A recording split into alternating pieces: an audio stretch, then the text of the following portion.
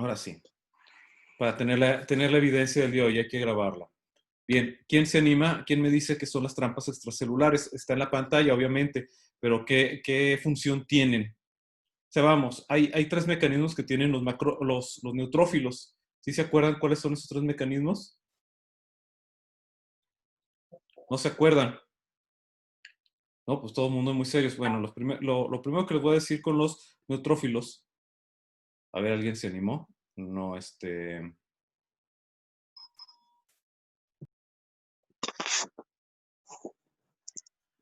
A ver, ¿qué me vas a decir?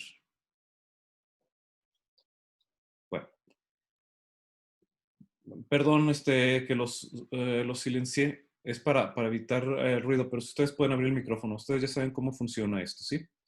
Bien, los nets funcionan como unas trampas. Acuérdense que los neutrófilos tienen tres diferentes formas de defensa.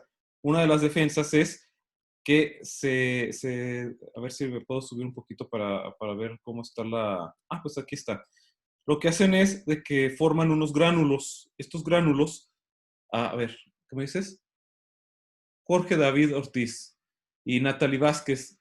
Natalie dice que fagocitan, desgranulan y liberan las trampas. Es correcto. Y Jorge David Ortiz es cuando los neutrófilos liberan su ADN y otras bacterias en forma de telaraña. Exactamente, ustedes tienen la razón. Una de sus funciones es fagocitan, se comen el microorganismo y lo destruyen. En caso de que no lo puedan destruir de esa manera o que esté muy grande, se desgranulan y que tienen unas sustancias químicas que son unas proteasas que degradan la pared y la membrana celular de los microorganismos que nos están atacando. Y al final, si todo esto falla, se liberan las trampas, que son las nets, que tienen proteínas histolíticas, es decir, perdón, histolíticas, citotóxicas, es la palabra correcta, se liberan y destruyen a la célula. Y puede ser que sea gradual o puede ser espontánea. Entonces, el liberar las nets es la última defensa de los neutrófilos y se van a morir. Y esto se le llama netosis. Acuérdense de que hay tres tipos de muerte celular. La necrosis, cuando la célula se muere, cuando su integridad se destruye. La otra es la apoptosis, cuando la célula programa su muerte celular. Y otra es la netosis. La netosis es cuando los neutrófilos y también los eosinófilos revientan liberando su ADN como si fueran trampas. Entonces, no solamente los neutrófilos presentan netosis, sino que también los eosinófilos tienen un mecanismo de netosis, es decir, que ellos también liberan esa telaraña de ADN para que lo vayan viendo. Entonces son los neutrófilos que tienen un mecanismo mucho más conocido y la de los eosinófilos que no es un mecanismo tan conocido que se está apenas estudiando. Y la necrosis, Ana Sofía, la necrosis sería por falta de perfusión, ¿no? Sí es una de las causas, hay muchas más causas, pero es una de ellas, sí. La necrosis sería por falta de perfusión o por daño físico o porque las bacterias o los microorganismos dañaron la integridad de la célula, etcétera, etcétera. Entonces hay muchas formas, pero la necrosis por deprivación del oxígeno, sí es correcto también. Y eso pasa mucho con los infartos en los tejidos. Infarto cerebral, infarto muscular, infarto intestinal e infarto cardíaco. En los infartos hay que recordar que son privaciones de oxígeno, entonces se infarta el tejido, se muere el tejido. Los más comunes son los infartos cardíacos, pero ya les platiqué que hay muchos más.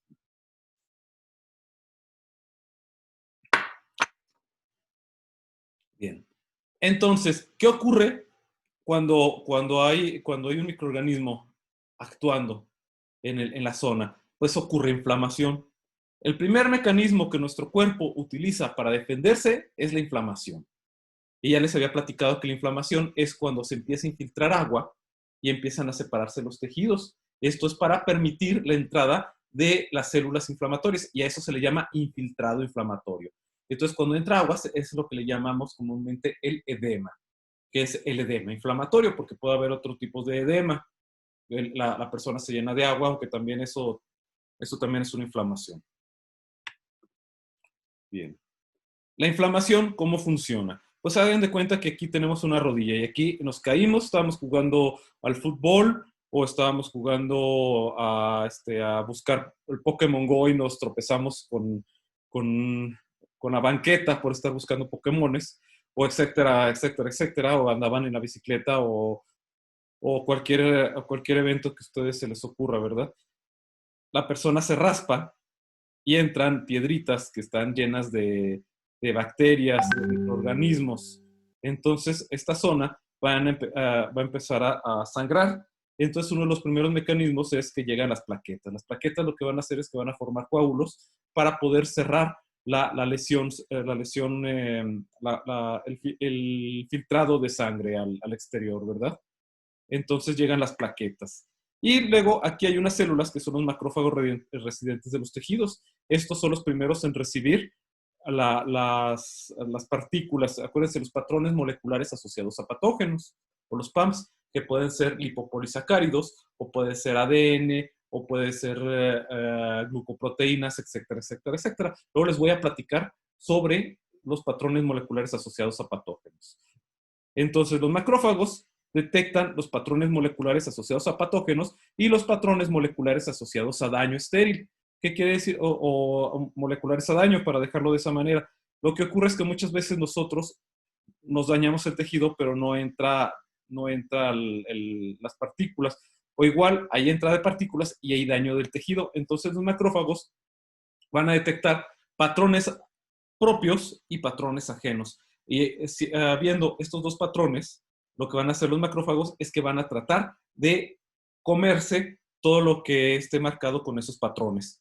Entonces, si hay piel dañada y todo eso, el macrófago también se la va a comer para poder remodelar, atacar y matar a las bacterias, como para comerse los restos de las células que entraron en necrosis por daño mecánico.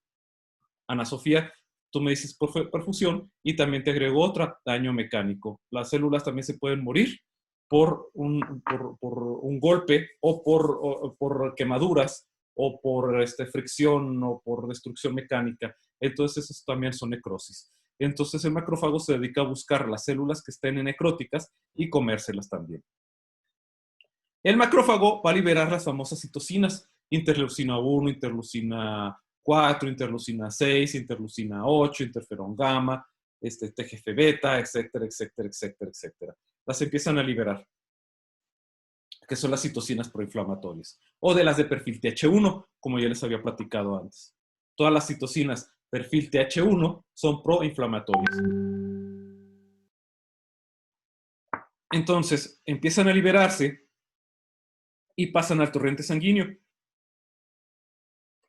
El macrófago va a liberar una citocina que se llama, una quimiosina, que también funciona como citocina, que se llama interleucina 8.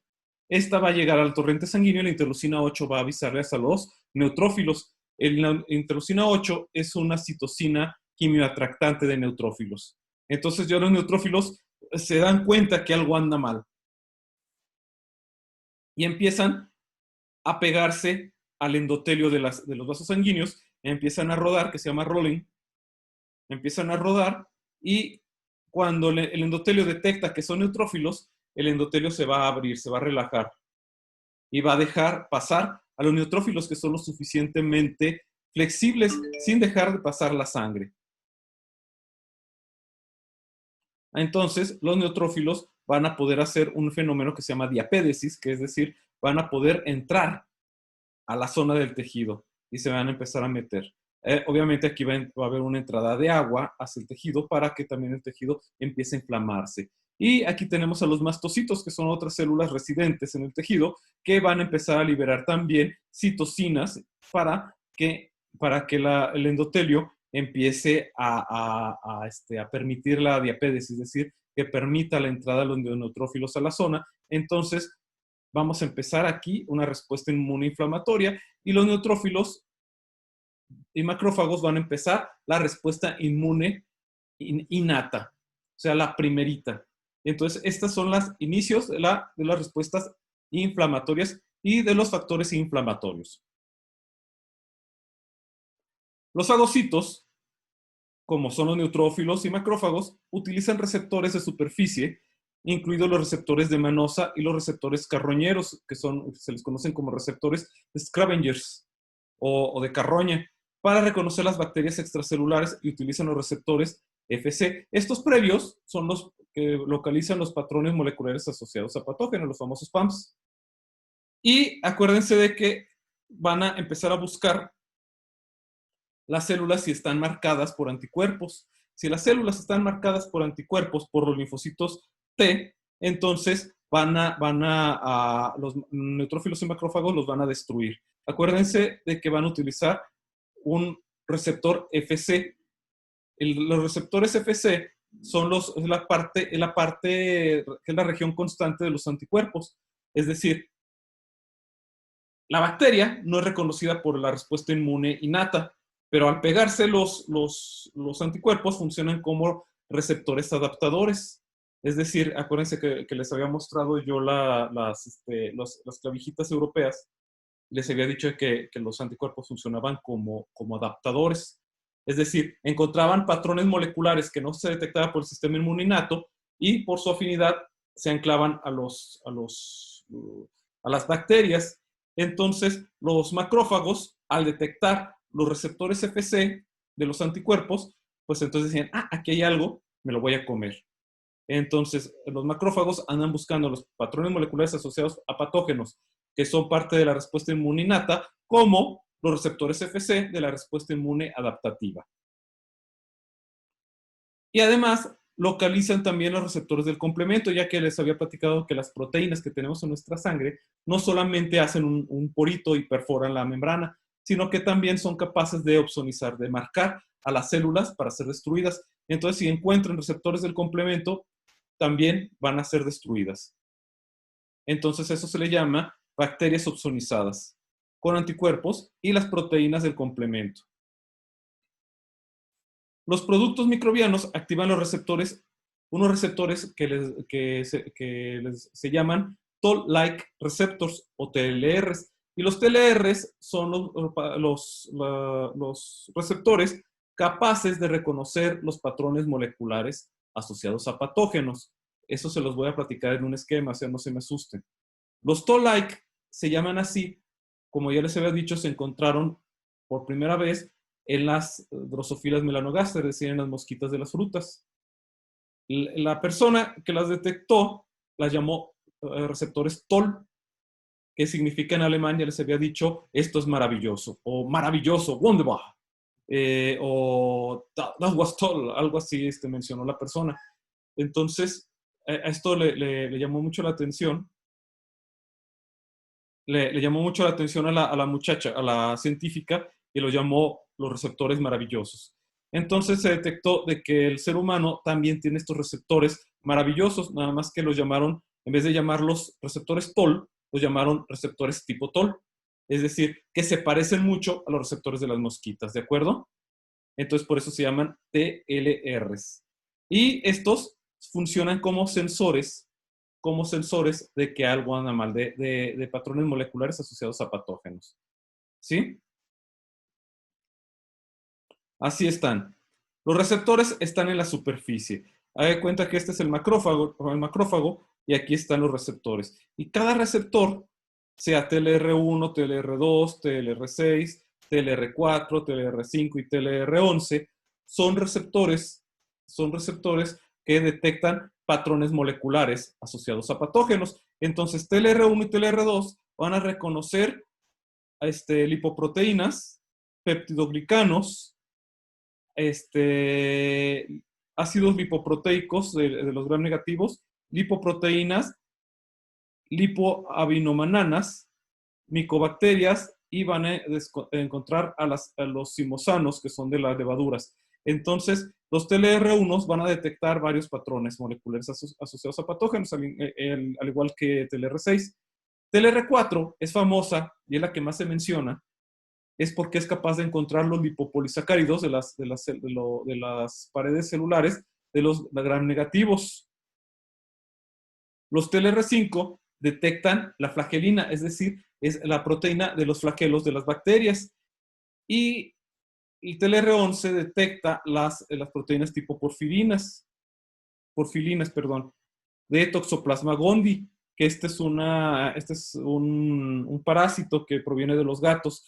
No sé, no lo mencionamos en este curso porque no venía en el plan, pero les platico que el Toxoplasma gondii es un parásito que es transmitido por el excremento de los gatos y que puede ser problemático especialmente en mujeres embarazadas y en personas que tienen SIDA. Exactamente, causa la toxoplasmosis famosa y es un coccidio que se va al cerebro y causa daños cognitivos. Y además que puede atravesar la barrera de la placenta y puede causarle daños al bebé. No es tanto que se enferme la mujer, es tanto de que el parásito, como atraviesa la membrana placentaria, el daño sería al feto, no a la mujer como tal. Pero sí es responsabilidad de la mujer cuidarse durante su embarazo. Y es algo que ustedes como enfermeros las van a estar regañando mucho. Sí, puede llegar a circular el torrente, pero el toxoplasma es lo suficientemente grande como para atravesar por daño mecánico. Es decir, va a viajar y va a atravesar comiéndose el tejido. Sí, es lo suficientemente capaz de hacer eso. Es citotóxica. Es histolítica. Esa es la palabra correcta. Es una célula histolítica. Es un parásito histolítico. Entonces, nuestro cuerpo va a reconocerlo a través, el Toxoplasma gondii va a ser detectado a través de los TLR11. Ahora, hay otros TLRs, como TLR7, TLR3 y TLR9, que van a estar asociados, pero en vez de la membrana, a los fagosomas. Cuando se tragan, cuando nuestro parásito, nuestra bacteria es tragada por nuestros macrófagos, se la van a tragar y van a formar un endosoma. Este endosoma va a tener también sus receptores TLR y van a detectar qué tipo de proteína es. Y TLR7, TLR3 y TLR9 son capaces de detectar ADN no metilado. Es decir, nuestro ADN tiene una marquita de metiles, de metilados, de marcas metiladas, para decirle, hey, este es ADN propio, es mi ADN. Entonces, todo tranquilo. Pero si detectan que el ADN no está metilado, entonces aquí hay un problema, algo anda mal. Entonces, los TLR7, TLR3 y TLR9 van a tener esa función. ¿Y cuál es la función de estos TLRs? Pues simplemente lo que tienen aquí es que van a empezar a despertar una cascada de señales que van a ir hasta el núcleo. Y hay aquí una proteína que se llama NF-κB, que no lo voy a, no viene en el examen, simplemente se los platico. NF-κB, activada por los TLRs, se va a traslocar al núcleo, es más, se va a ir al núcleo y va a empezar a activar secuencias de ADN para producir proteínas. Estas proteínas se van a llamar nada más ni nada menos que citocinas. Entonces, cuando los TLR se activan, van a hacer que la célula empiece a producir estas señales de alarma y van a empezar a viajar todas las citocinas a la membrana, van a ser liberadas y el neutrófilo y el macrófago van a empezar a avisar, aquí algo anda mal. Entonces, ¿sí se entiende entonces cuál es la función de los TLRs y por qué son tan importantes? ¿Por qué lanzan esa señal? ¿Alguien tiene alguna duda?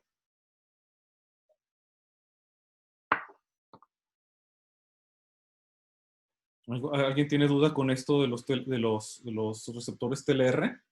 ¿En qué células se encuentran? ¿Por qué son tan importantes? ¿Qué es lo que detectan? Bueno, vayan elaborando sus preguntas, que yo sé que a veces se quedan un poquito serios como pensando, ay, ¿qué pregunto? O a veces la pregunta sale espontáneamente. Entonces leo un poquito esta lecturita. Cuando estos PAMs o patrones moleculares asociados a patógenos o los DAMs, patrones moleculares asociados al daño, puede ser mecánico, puede ser de golpe, le llaman daño estéril muchas de las veces, porque nosotros nos damos un codazo o nos golpeamos o el morete o cualquier cosa que sea un daño que no haya exposición a bacterias, se le llama daño estéril. Y también se liberan ADN y se liberan sustancias del citoplasma. Entonces nuestro cuerpo es capaz de reconocer que esas sustancias no deben de estar circulando, no deben de estar allí. Entonces, estos patrones se le llaman patrones moleculares asociados a daño y van los neutrófilos y macrófagos, se comen todas estas células que están dañadas y remodelan el tejido para volverlo a reparar, ¿sí? Entonces, obviamente, cuando hay sangre, esta sangre se empieza, primero vemos enrojecido, luego vamos a ver amarillo, el famoso hematoma o el morete, y cuando vemos que está morado y amarillo, quiere decir que los macrófagos ya están haciendo su trabajo. Hay inflamación, hay dolor, pero ya hay reparación. Bueno, ya les había platicado de que tenemos 4 poblaciones de macrófagos, de monocitos, pero aquí manejamos 3. El M0, famoso, el que no está aquí, es simplemente los que no están diferenciados, son los que están circulando en sangre. Pero para eso tenemos a los M1, M2 y M3. El M1 están activados cuando hay inflamación, estas son proinflamatorios, los M1. Los M2 son cuando el daño, cuando ya ellos ya son como los policías de que dice, ya estuvo bueno, ya se acabó, ya no hay pleito, ya váyanse para su casa. Los M2 lo que van a hacer es que cambian un perfil de citocinas de TH1, que son las proinflamatorias, a un perfil TH2, que son las antiinflamatorias. Y las antiinflamatorias van a ser interleucina 10, interleucina 22, toda la familia de las interleucinas 10. Y son los TGF-beta, que también que son antifibróticas. Entonces, ellos van a decir, las citocinas antiinflamatorias significa, dicen, ya, tranquilos, ya no recluten más células de la respuesta inflamatoria, ya no es necesario, ya vamos a acabar.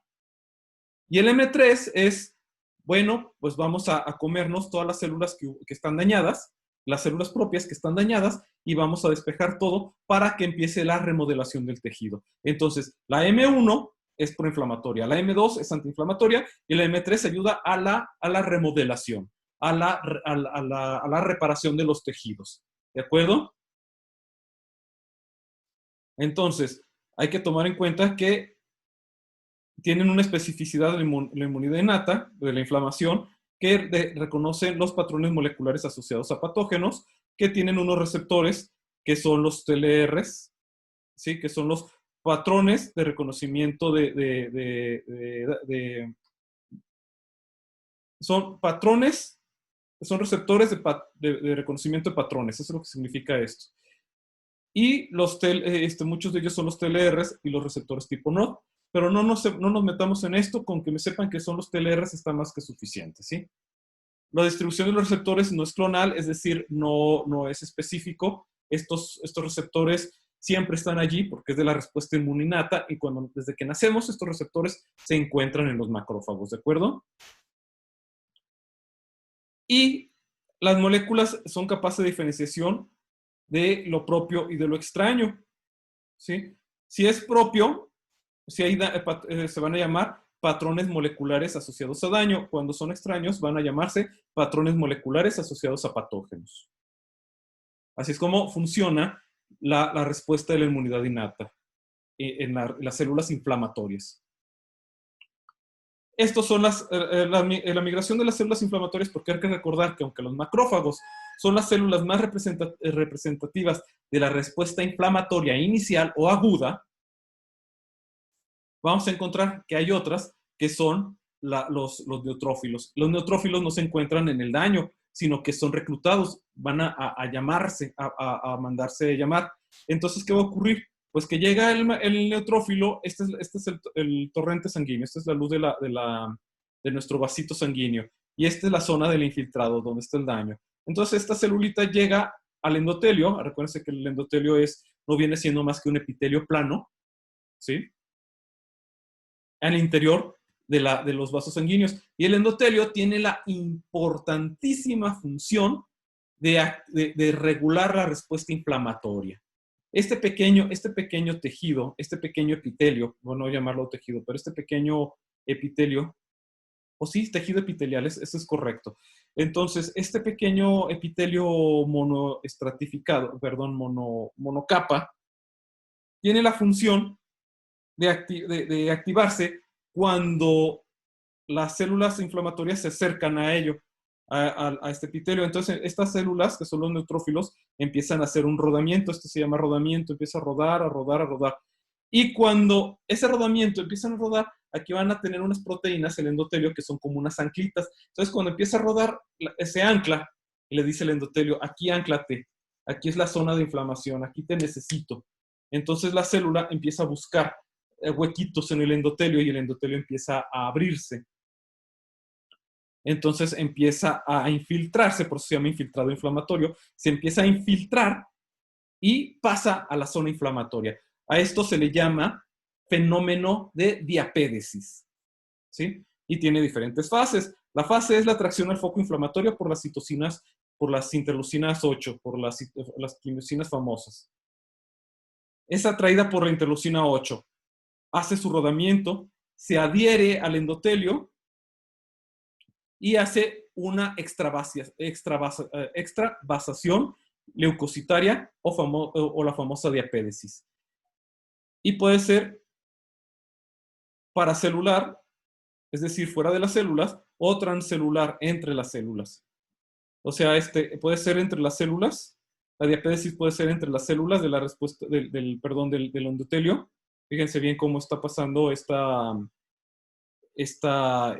neutrófilo a través de las células del endotelio, o puede ser transcelular, que quiere decir que aquí se forma un canal entre las células y va a pasar a través de ese canal, como si fuera un pequeño puente. Esta está la célula y la célula va a ser un agujerito por donde puede pasar la otra célula. Es muy interesante. También estas son las fases. Y las moléculas que se utilizan en esta fase va a ser quimiotraída por las quimiosinas, en este caso la interleucina 8. Aquí el endotelio va a producir unas proteínas que se llaman selectinas, es decir, que van a seleccionar. O sea, no va a permitir que cualquier célula se pegue. Solamente las células que tengan los receptores de las selectinas. Aquí va a empezar a formarse la adhesión firme causada por las integrinas, o sea, se van a integrar. Y luego va a estar la extravasación o la diapédesis, en donde la migración paracelular va a ser porque las integrinas de leucocitos y sus ligandos en células endoteliales se van a expresar y van a permitir el paso, ¿sí? Y puede ser transcelular, que va a ser a través de un complejo que se llama cadeninas. No se aprendan tanto los nombres. Si yo les pregunto qué es la diapédesis, entonces, y si me contestan, pues es cuando los neutrófilos son capaces de llegar a la parte inflamatoria a través del endotelio, me doy por bien servido. A lo mejor sí les pregunto algo muy puntual sobre la interleucina 8 y pues ya me contestarán qué es la citocina que utilizan las células de la respuesta inflamatoria para reclutar a los neutrófilos. Pero no nos vamos a complicar tanto, ¿sí? No nos vamos a complicar tanto. Entonces, la diapédesis viene del griego diapedan, que es atravesar. Y la migración de leucocitos fuera de los capilares se da a través de ese fenómeno de la diapédesis. Miren, vean cómo atraviesan.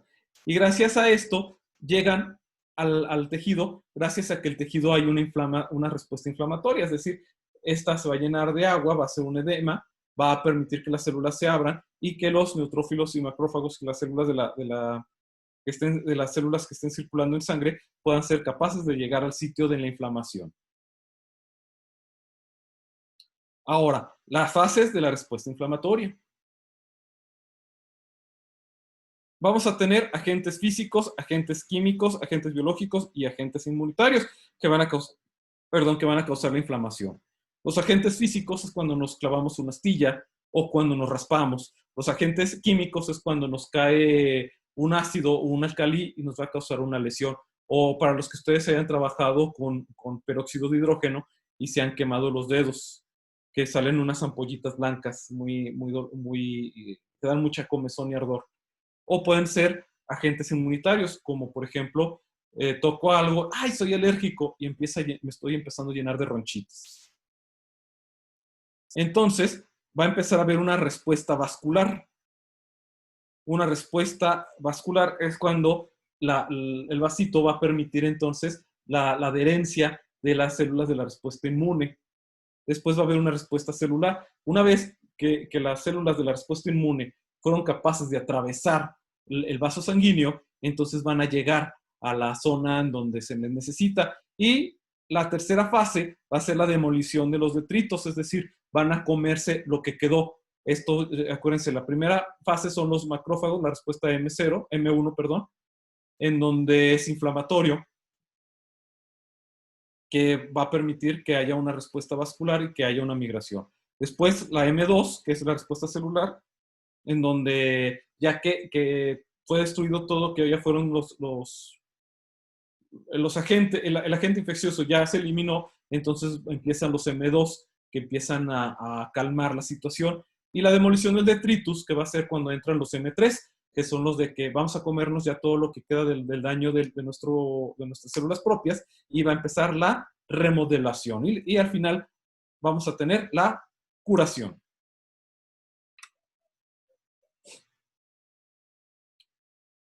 ¿Qué son entonces las famosas citocinas? Las citocinas tienen una función, son las sustancias de alarma, son las sustancias que están liberándose por nuestras células y empiezan a alarmar a las demás. Actúan como señales intercelulares y les permite comunicarse entre otras células, es una interconexión. También puede permitir de que se active el interferón, especialmente el interferón alfa, que es un interferón que se produce dentro de la misma célula y que interfiere con la síntesis de virus. Cuando nosotros nos infectamos con un virus, especialmente con el herpes simplex, aquí las células que están aquí alrededor tratando de calmar el herpes, van a empezar a lanzar interferones. Los interferones tienen como función interferir en la síntesis del virus. Entonces, cuando empiezan a activarse los interferones, se interfiere. Pero el interferón también puede funcionar como citocina, especialmente el interferón gamma, el interferón beta, perdón. Está el interferón alfa, que funciona para interferir la síntesis. Y el interferón beta funciona como alarmina, empieza a alertar a las demás células de que anda suelto por ahí el virus. Y funciona como citocina proinflamatoria. Como ya les dije, regulan el proceso inflamatorio. ¿Por qué lo regulan? Porque hay citocinas proinflamatorias que aumentan la inflamación y hay citocinas antiinflamatorias. Entonces siempre están ambas manteniendo una homeostasis. Por eso es que les dicen de que regulan el proceso inflamatorio, por las citocinas proinflamatorias y las citocinas antiinflamatorias. Reparan lesiones. Por ejemplo, hay una citocina que se llama TGF-beta, que lo que hace es que elimina, le pide a las células de la respuesta inflamatoria que eliminen la fibrosis. Es decir, cuando la lesión se forma mucha fibra para poder taponar allí. Entonces, cuando dice que se reparan las lesiones, entonces estas van las TGF-beta les van a decir, ¿sabes qué? Ya no necesitamos fibrosis, ya elimínala ya para que termine bien la remodelación. Especialmente esto funciona en el hígado. El TGF-beta siempre le está avisando de que después de una buena borrachera y hay una fibrosis, entonces estas citocinas lo que van a hacer es tratar de reparar esa fibrosis para que el hígado no se vuelva fibrótico y que no se vuelva entonces que haya una enfermedad fibrótica. Ahorita se me fue el nombre de la enfermedad del hígado. A ver si ustedes se acuerdan. Es una enfermedad muy, muy común en las personas que abusan del alcohol. Cirrosis hepática. Ese es el nombre, cirrosis hepática. Entonces, estas citocinas están previniendo que se forme una fibrosis y que se forme la cirrosis hepática. Y además regulan el crecimiento, especialmente en los fetos, en los fetitos. Cuando el embrión pasa a feto, esto es a causa de que empiezan a producirse muchísimas células. Estas células están controladas precisamente por la respuesta del sistema inmune, que su primera función no es funcionar como sistema inmune, sino que es organizar el crecimiento del feto, del embrión, que pasa a ser feto, que pasa a ser un bebé ya completamente formado. En el parto, que es el bebé pasa a ser un pequeño niño, y el pequeño niño pasa a ser un adolescente, el adolescente pasa a ser un adulto, y el sistema inmune es el encargado de remodelar los tejidos para que pase por todas esas etapas del crecimiento, ¿sí? Entonces, una de sus funciones es la de regular el crecimiento, o sea, que el niño, el adolescente crezca mucho, pero no crezca demasiado, sino que mantenga un tamaño que sea proporcional a sus genes para que el rato después no sea un gigante que tenga un problema cardíaco, que ocurre con los gigantismos, que se hacen grandísimos, y su crecimiento no es uniforme, sino que les crece más una parte del cuerpo que de otra, se les hace una quijada muy grande y problemas cardíacos, sino que crezcan uniformemente. A lo mejor sí va a ser una persona muy alta, pero que su cuerpo crezca lo suficientemente proporcionado para una persona de esa talla. Entonces la persona termina siendo un basquetbolista tremendamente grande. O a lo mejor ni basquetbolista, simplemente termina siendo una persona de 1,90 a 2 metros. En fin. La activación de la respuesta inflamatoria se activa siempre a través de las citocinas. Las citocinas, entonces, son las respuestas, eso es muy importante, entonces. No sé si han oído las noticias de que los enfermos de COVID se están muriendo por la tormenta de citocinas. No sé si habían escuchado sobre eso. Pues entonces, resulta de que las citocinas causan una inflamación masiva. Entonces, es muy importante ver por qué las citocinas no se están activando demasiado y están causando una inflamación y no están actuando las citocinas antiinflamatorias, las que regulan. Entonces las citocinas son las que producen la inflamación y son las que reducen la inflamación. Entonces, la activación de las citocinas va a ser de la siguiente manera. La infección entra a nuestro cuerpo. Los macrófagos van a estar activos gracias a la detección de los patrones moleculares asociados a patógenos, o los PAMPs, y los macrófagos se van a activar y van a empezar a producir todas las citocinas proinflamatorias, como TNF-alfa, interleucina 1, interleucina 6 y otras citocinas que yo les he platicado. Estas son las más importantes y yo creo que con estas sobra. ¿Sí? Ya no tengo que platicarles más de las otras citocinas proinflamatorias. Y estas actúan sobre órganos, tejidos y células diferentes y van a causar que en la grasa, que las células que contienen grasa, que son los lipocitos, no se llaman adipocitos, van a liberar grasa para liberar energía. Ana Sofía Gutiérrez me pregunta, solo vi que la dexametasona está siendo viable como profiláctico. Exactamente, y eso fue muy importante, porque la dexametasona es un esteroide que lo que hace es que evita la inflamación en el tejido. Entonces va a evitar que haya una diapédesis, que el tejido no se inflame, no pase por acá, que las células proinflamatorias no liberen citocinas proinflamatorias, entonces se bloquea toda la respuesta inflamatoria. Entonces, esto hace de que las tormentas de citocinas se reduzcan y que el paciente que esté intubado, porque no funciona con todos los pacientes, además que no es profiláctico, además. No es profiláctico, perdón, Ana Sofía. No es profiláctico. O sea, tú no te lo puedes tomar para cuidarte. Lo que está ocurriendo aquí es de que al paciente intubado que ya empieza a tener problemas pulmonares, ahorita le platico por qué el ibuprofeno está contraindicado. Todo lo que ya empiezan a tener fracaso pulmonar, les dan dexametasona para evitar la inflamación y entonces el tejido deje de estar fibrótico y deje de estar endurecido, porque eso es lo que está ocurriendo con los pulmones, con los de COVID, que empiezan a llenarse de fibras y empiezan a hacerse de piedra. Entonces, cuando se les da la dexametasona, empieza una respuesta antiinflamatoria y los tejidos empiezan a perder las fibras y empiezan a volverse más flexibles. Entonces ya el paciente tiene 30% más de posibilidades de sobrevivir que sin la dexametasona, al menos lo que están diciendo en las noticias. Ahora, el ibuprofeno lo que tiene es que los pulmones tienen unos receptores que son esos receptores ahorita no los recuerdo, pero son de los neumocitos clase 2.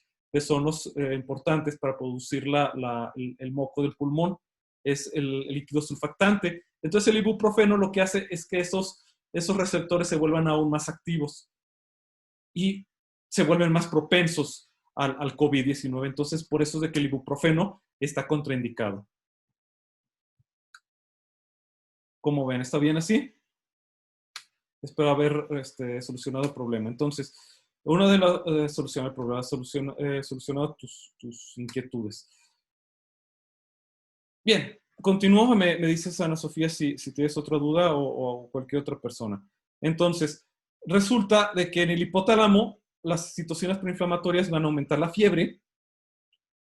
La fiebre es una respuesta que va a tratar de matar al microorganismo. O sea, imagínense, el microorganismo no crece perfectamente bien a los 37 grados centígrados, pero se muere a los 40 grados centígrados o los 38 grados centígrados. Entonces, ¿qué hace nuestro cuerpo? Eleva la temperatura. Eso hace que el microorganismo, si no se muere, por lo menos su desarrollo sea más lento, haciendo que la respuesta inmune tenga mayor posibilidad. Pero resulta que el COVID-19, el ibuprofeno hace que se secrete más surfactante. No, eso sí no lo sé, señorita, eso te lo debo. Lo que sí sé es de que se activan más estos receptores. Y lo que sí sé es que también el ibuprofeno hace que la persona sea más propensa al COVID-19. Pero no lo sé, la verdad es que sí no lo sé. Sería bueno buscarlo. Entonces, todas las citocinas proinflamatorias van a aumentar la temperatura. Resulta que el COVID-19 evolucionó en murciélagos, y los murciélagos, resulta que estos muchachitos tienen una temperatura arriba de los 40 grados centígrados. Entonces, por mucha fiebre que nos dé, no podemos matar al virus. Bueno, ¿qué va a causar? Pérdida de hambre, va a haber una disminución en la alimentación y va a los crecimientos de los macrófagos se va a dificultar. Aquí no lo sé, se me hace que no son macrófagos.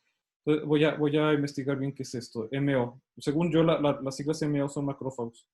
Pero al contrario, los macrófagos crecen más, los macrófagos están siendo reclutados por las citocinas proinflamatorias. Entonces, o no es el MO que yo conozco, o esto está mal. Bueno, vamos a dejar pérdida de hambre, disminución de la alimentación, y la persona va a empezar a tener un infiltrado inflamatorio mayor. En el hígado se van a producir unas proteínas que se llaman proteínas de fase aguda, que son proteínas C reactivas. Estas proteínas C reactivas también son alarminas, están mandando información que algo anda mal y que se necesita una respuesta inflamatoria. Entonces, una proteína C reactiva elevada significa que hay infección.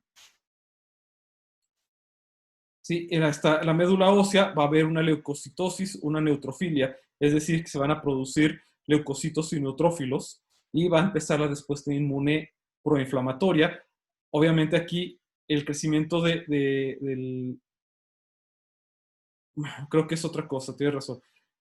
Lo que sí es que va a haber una activación de la proteína C reactiva y va a haber una opsonización, es decir, que se van a empezar a marcar las células de la respuesta inflamatoria.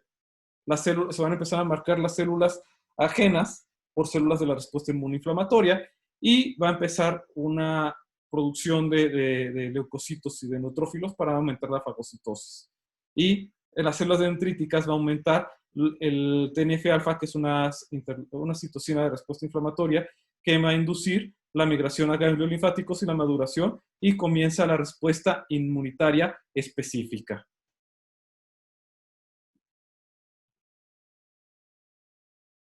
Bien, aquí están las citocinas y para qué sirve cada una. La interleucina 1 va a activar el endotelio y va a permitir que haya mayores células efectoras y va a aumentar la fiebre. Interferón, no, TNF-alfa o factor de necrosis tumoral alfa, perdón, va a activar al endotelio, va a hacer que el endotelio se pueda abrir y permitir la diapédesis, va a aumentar la permeabilidad y va a permitir que las células, las inmunoglobulinas y las proteínas C reactivas producidas por el hígado lleguen al foco de infección. Esa es la respuesta inflamatoria. Interleucina 6 es la activación de los linfocitos. Va a activar los linfocitos y estos van a producir anticuerpos. Además que las citocinas, interleucina 6 está involucrada en la remodelación de los epitelios. Interleucina 8 va a aumentar la respuesta de quimiotaxis hacia los neutrófilos, basófilos y los linfocitos T. Interleucina 12 es de la familia de las interleucinas 10 y va a inducir la diferenciación de las células natural killer de los linfocitos N1 y también va a permitir la respuesta antiinflamatoria. Y sus efectos sistémicos es la fiebre, la producción de citocina, interleucina 6, producir entonces la fiebre, la movilización de metabolitos, va a aumentar un shock metabólico y va a inducir la fiebre. Muchachos, este es un infiltrado inflamatorio. Todos estos son macrófagos y neutrófilos que están formando una barrera. Aquí está la bacteria en este núcleo que le llamamos granuloma. Y todos estos, fíjense cómo es típico en la inflamación, todos estos están formando una barrera. Esta barrera les dicen barreras epitelioides o de tipo epitelio. Y estos están evitando de que todas estas células, todas las células que están atrapadas, se pasen a otro lado. Entonces quedan atrapadas, quedan dentro del granuloma. Ya no se les permite salir de allí.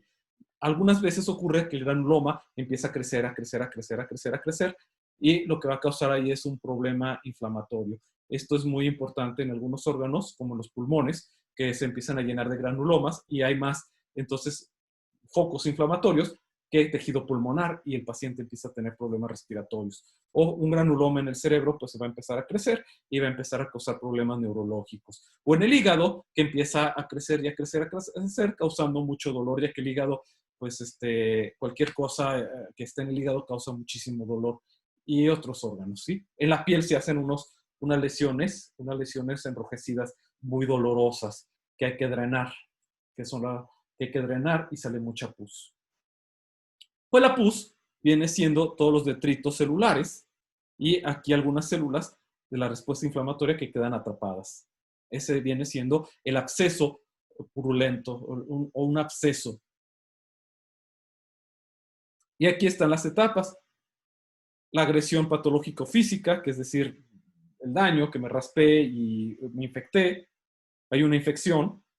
Hay una fase de inflamación, una vasoconstricción, que es para bloquear el sangrado. Después que se bloquea el sangrado, vuelve a haber una vasodilatación, pero esa vasodilatación va a ser entonces para permitir la diapédesis. Entonces la vasoconstricción es para evitar el sangrado. Después que el sangrado dejó de producirse, va a haber una vasodilatación, pero esta vez para permitir el infiltrado inflamatorio. Una formación del coágulo, que esta debería estar por acá. Una fagocitosis, que empiezan, entonces, todas estas células van a empezar a comerse los detritos celulares y las células de la respuesta inflamatoria. Una fase de proliferación en donde todas las células de la respuesta inmune adaptativa empiezan a proliferar. Empieza una epitelización o un tipo de epitelización que va a ser esta alrededor. Miren, fíjense cómo se está formando esta barrera. Va a haber una producción de colágeno, es decir, que todas estas células van a empezar a formar aquí una barrera. Aquí no se ve, pero aquí empezaría a formarse entonces una pequeña barrera de colágeno para evitar que las células ajenas empiecen a migrar afuera del granuloma. La contractura de la herida, esta empieza, una vez que esté eliminado, estas empiezan a comerse todos los tejidos y empiezan a achicar el granuloma. Luego va a haber una neovascularización. De hecho, aquí ya se empieza a ver, mira, aquí esto parece ser un vasito sanguíneo. Aquí se van a empezar a infiltrar vasos sanguíneos a la zona de inflamación y esto es para permitir que haya una entrada de células inflamatorias al nuevo sitio de inflamación. Si Ania me pregunta, profe, por ejemplo, cuando los zapatos lastiman los deditos y se hacen como ampollas, ¿es diferente? No, señorita, es parecido. Lo que usted tiene allí es que hay una separación del estrato córneo de sus pies. entonces empieza a haber un infiltrado, un edema, porque se está infiltrando agua a la zona de inflamación. En ese momento es una zona estéril. Entonces lo que querían es que todas las células inflamatorias lleguen a la zona estéril para al daño, para formar otra vez fibras de colágeno y poder pegar otra vez esa capa, o simplemente que esa capa se seque, se dañe, se pele y se forme una cicatriz en donde se forme una nueva epitelio. Entonces, si hay una inflamación, a veces ocurre que nosotros nos pelamos y esa zona queda expuesta, entonces ya no es una lesión estéril, sino que ahora ya hay una respuesta inflamatoria ante patógenos, pero el efecto es el mismo, es una inflamación. La ampolla se pela y tú tienes una inflamación y es muy dolorosa. Entonces sí, es más o menos parecido, Ciania, a la respuesta inflamatoria. Es lo mismo. Cuando dices que se forman ampollas, es porque se forma una bolsita entre ambos tejidos y hay una edema en donde se tiene que haber una reparación. Entonces, esta de la ampolla es un daño mecánico muy parecido a lo que es la quemadura de primer grado. ¿Sí o no? Porque es daño mecánico, es un tallón. Espero haber respondido a tu pregunta. Si no, ahorita me vuelves a, me preguntas de nuevo, ¿sí? Entonces, la contractura de la herida, hay una neovascularización donde se va a empezar a llenar de vasitos sanguíneos que van a permitir un infiltrado inflamatorio celular.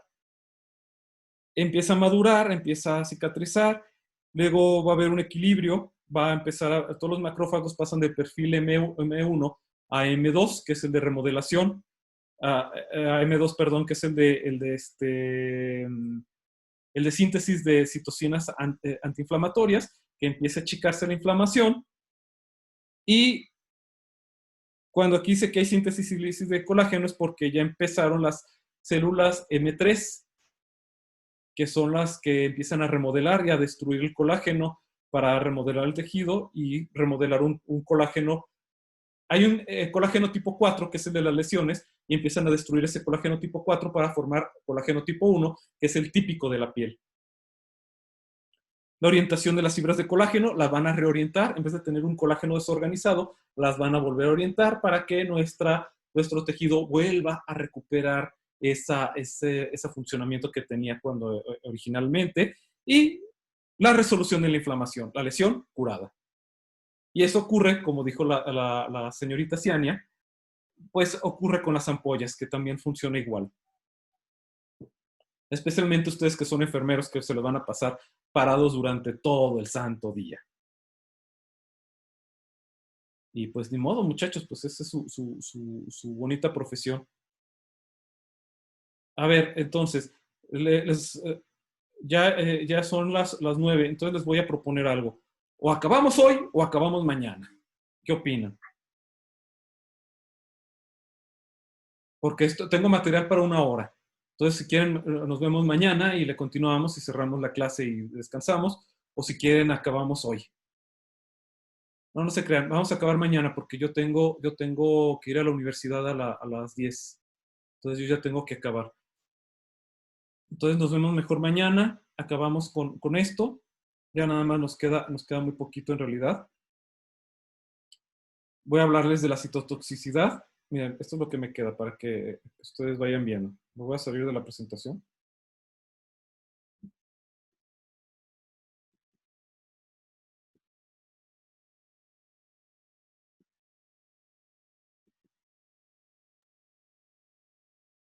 A ver. Hoy tengo menos participantes, normalmente tengo 30 y tantos. Esta citotoxicidad, estamos en las 58 y me faltan 76. Sí, y mañana voy a platicar sobre las vacunas, cómo funcionan, y acerca acerca de los antivacunas, precisamente, el funcionamiento de las vacunas, cómo funcionan con la respuesta inflamatoria. De hecho, las vacunas están muy, pero muy ligadas a la respuesta inflamatoria. De hecho, las vacunas lo que hacen es una respuesta inflamatoria. Por eso es de que son tan importantes, porque van a causar una respuesta adaptativa hacia la persona que es vacunada. Por cierto, si no tiene, mucha gente dice que tienen chips para controlarnos. Si no tenemos mascarillas, ¿cómo vamos a tener chips? O sea, sean coherentes. Si nos está costando mucho trabajo que den mascarillas y trajes, mucho menos unos chips muy, muy costosos, ¿verdad? Entonces hay que tener coherencia.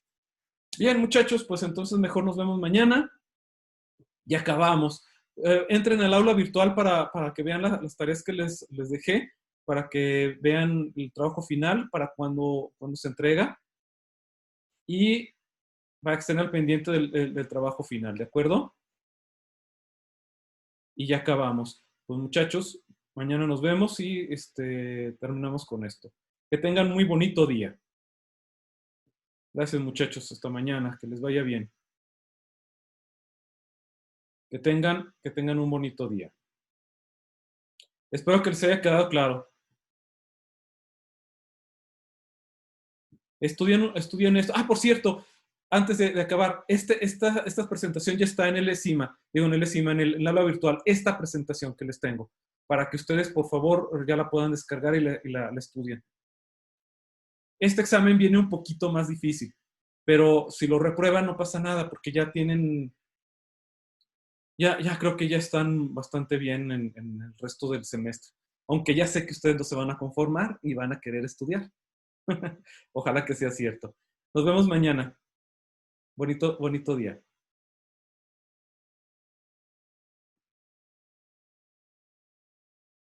Ay,